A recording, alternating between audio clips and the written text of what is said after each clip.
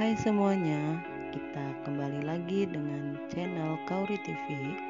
Yang belum subscribe, silahkan di subscribe terlebih dahulu, kemudian klik lonceng notifikasinya.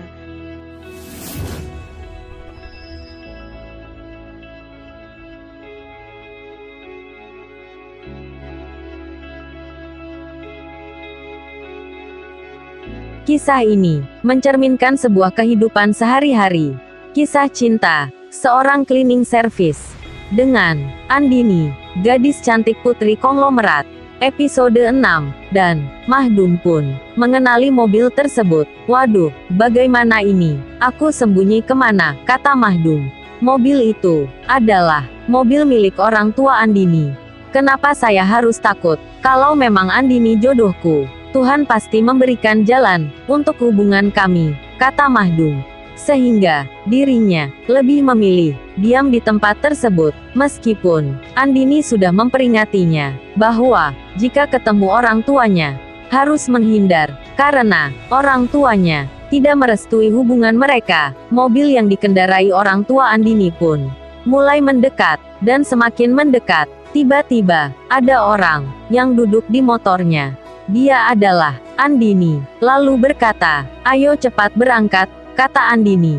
Mahdum pun langsung menyalakan kendaraannya dan pergi meninggalkan tempat tersebut. Di perjalanan, Mahdum berkata, "Kenapa kita harus pergi?" tanya Mahdum dengan sedikit kecewa, karena bagi Mahdum, mau lari kemanapun, tetap saja yang namanya orang tua, cepat atau lambat, pasti bertemu. Sebab dalam pernikahan perlu yang namanya orang tua, terutama restu kedua orang tua. Lalu Andini berkata, "Untuk sementara kita menghindar dulu sampai Tuhan memberikan jalan untuk hubungan kita," jawab Andini. Bagi Andini, perlahan-lahan tapi pasti dia tidak mau gerasak-gerusuk dalam menghadapi orang tuanya, karena dia tahu sesuatu yang terburu-buru hasilnya akan mengecewakan. "Baiklah," jawab Mahdum, yang mencoba mengerti kekasihnya itu. Dia pun tidak mau berdebat lagi demi langgengnya sebuah hubungan. Jadi mereka harus saling mengerti dan saling melengkapi. Setelah sekian lama berbincang-bincang, mereka pun tiba di depan rumah Andini. Lalu Andini pun turun, sementara Mahdum saat ini melihat Andini masuk ke dalam rumahnya. Selepas itu, dia pun pulang, meninggalkan rumah Andini. Sementara Ibu Yunita, saat ini, dia masih menunggu laporan dari Pak Haris, orang yang sebelumnya telah diperintahkan oleh dirinya untuk mencari pria cleaning service yang memiliki tanda di tangannya. Karena Pak Haris masih belum lapor juga perihal pria cleaning service. Apakah menemukan anak itu atau enggak ya, kata Ibu Yunita dengan penuh gelisah, mondar-mandir ke sana kemari, seperti orang sibuk sendiri, khawatir, cemas, dan tidak sabar mendengar bahwa pria cleaning service itu bisa ditemukan. Karena mondar-mandir ke sana kemari dari tadi, Pak Krisdinata pun agak kasihan melihatnya, lalu berkata, "Duduklah, sabar, hentikan halusinasimu," kata suaminya, sambil memegang pundaknya, dan menyuruhnya agar duduk.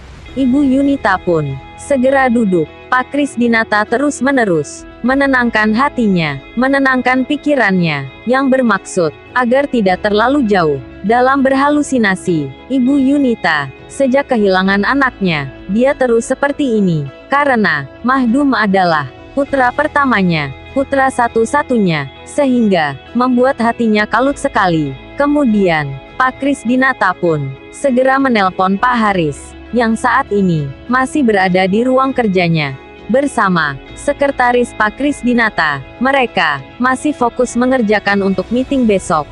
Ketika sedang fokus, sedang mengkaji berkas-berkas meeting, tiba-tiba telepon yang ada di sampingnya itu bunyi. Lalu dia segera mengangkatnya. "Selamat sore Pak, ada yang bisa saya bantu?" kata Pak Haris.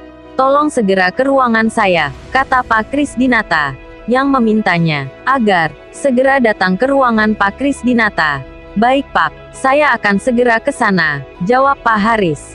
Lalu, sekretaris itu bertanya, "Ada apa?" tanyanya.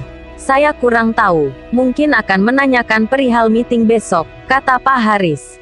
"Kalau membahas perihal meeting, tentu bos besar memanggilku, karena semua itu tugasku," kata sekretaris. "Iya juga sih, apa mungkin beliau menanyakan perihal pria cleaning service," saut Pak Haris. "Cleaning service? Maksudnya gimana?" tanya sekretaris. "Iya, jadi begini. Tadi, ibu bos melihat karyawan cleaning service kita. Katanya, mirip sekali dengan anaknya yang hilang 20 tahun yang lalu." Lalu, bagaimana kisah selanjutnya? Subscribe channel ini untuk mengikuti episode berikutnya. Terima kasih.